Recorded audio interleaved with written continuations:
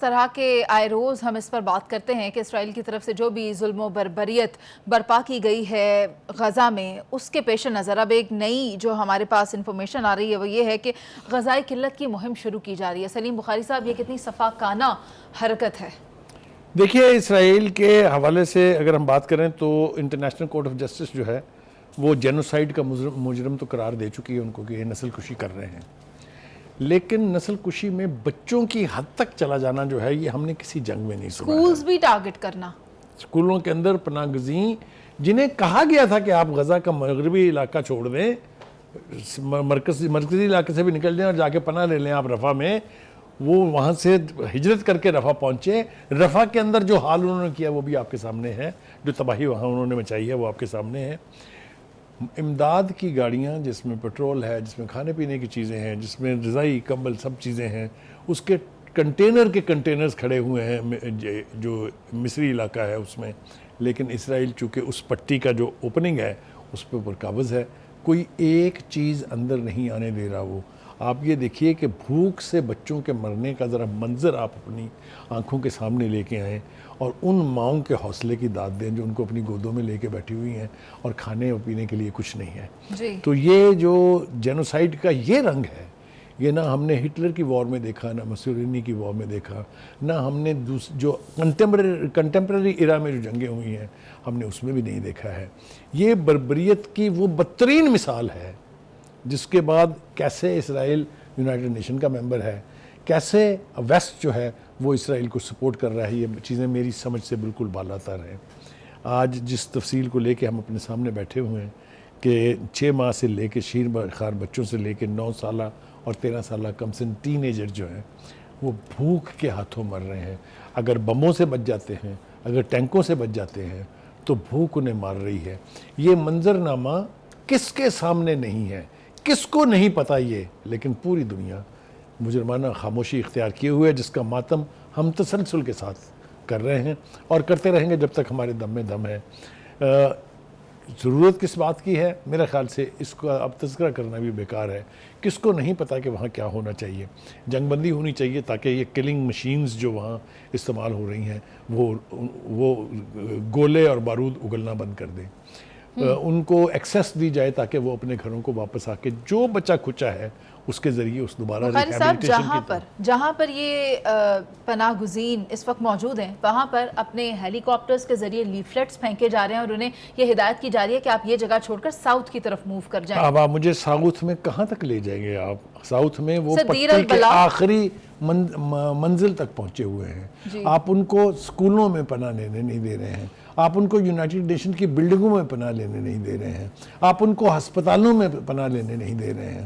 آپ کو پتہ ہے کہ 300 سے زیادہ ہسپتال جو ہیں وہ تباہ و برباد کیے جا چکے ہیں۔ جو بڑے بڑے ہاسپٹل یونائٹڈ نیشن کے تحت چل رہے تھے ان کی اینٹ سے اینٹ بجا دی گئی ہے۔ ہے کوئی پوچھنے والا اس ماڈرن دنیا میں؟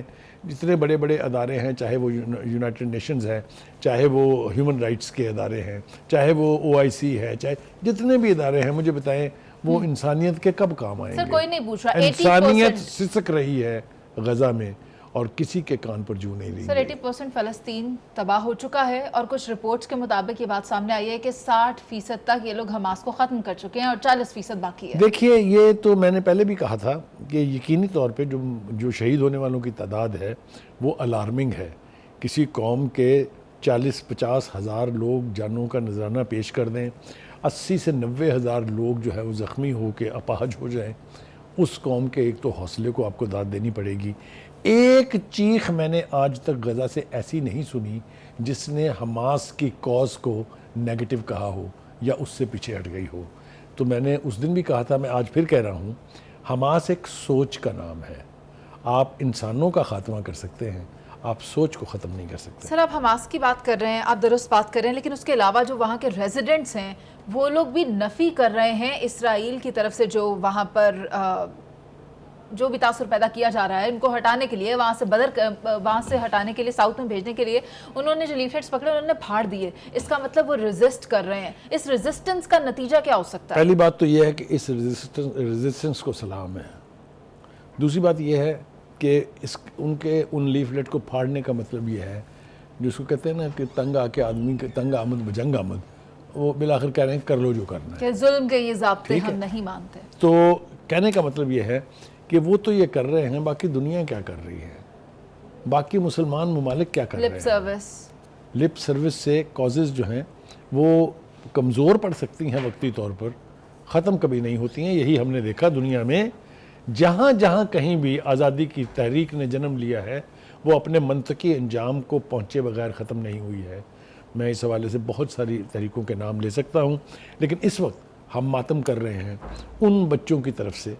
صورتحال جو اس وقت غزہ کے باقی علاقے میں جہاں پناہ گزین اس وقت موجود ہیں، وہاں جو کچھ ہو رہا ہے، اگر آپ اس کے منظر دیکھیں تو دل ہلا دینے والے منظر جو ہے وہ ہم اپنے ٹی وی کے اوپر دکھاتے رہتے ہیں. اس پروگرام کے دوران بھی ہم نے غزہ کے صورتحال جو ہے اس کو ڈپکٹ کرنے کی کوشش کی ہے. بس دعا ہی کی جا سکتی ہے کہ اللہ تعالیٰ کوئی نہ کوئی راستہ ضرور نکالے گا. یہ نہیں ہو سکتا کہ ظلم انڈیفینیٹلی چلتا رہے. نیتن یاہو صاحب کو اپنی جان کے لالے اپنے ملک کے اندر بھی ہیں، اس کے خلاف جس طرح کے مظاہرے ہو رہے ہیں، جس طرح کی ہیومن رائٹس کا حوالہ دے کے جو مظالم ڈھائے جا رہے ہیں، اس کی مذمت تل اویو کی سڑکوں کے اوپر ہو رہی ہے. اس کا کوئی نہ کوئی منطقی نتیجہ نکلے گا. اللہ تعالیٰ بالآخر فلسطینیوں کی مدد کو آئے گا. اور وہ فیملیز یا وہ مدرز جن کے بچے ابھی دنیا میں بھی نہیں آتے اور ان کو کس طرح سے ختم کر دیا جاتا ہے، ان کی بد دعائیں بھی لگیں گی. ہاں، میرے خیال سے اگر بلکتے ہوئے بچوں کو آپ دیکھیں، ماؤں کی جو بیان کر رہی ہیں ان کو اگر آپ دیکھیں تو آپ کو صورتحال کا اندازہ کرنے میں دیر نہیں لگتی ہے. اور یہ صورتحال پوری دنیا کے سامنے یہ مناظر ہیں. ایک دو ممالک کے علاوہ جنہوں نے اس حوالے سے کچھ کیا ہے، ابھی ہم نے دیکھا ایران میں حال ہی میں الیکشن ہوئے ہیں تو جو نئے صدر منتخب ہوئے ہیں انہوں نے کہا ہے کہ رئیسی کی پالیسی جو ہے وہ جاری رہے گی غزہ کے حوالے سے خاص طور سے. تو ہم صرف یہ کوشش ہی کر سکتے ہیں کہ اس پروگرام کی وساطت سے تھوڑا سا جو ضمیر ہے، تھوڑی سی مسلم لیڈرشپ ہے، اس کو تھوڑا سا جوڑے کہ خدا کے واسطے پلٹ کے ادھر بھی دیکھیں. یہی کچھ آپ کے ساتھ بھی ہو سکتا ہے.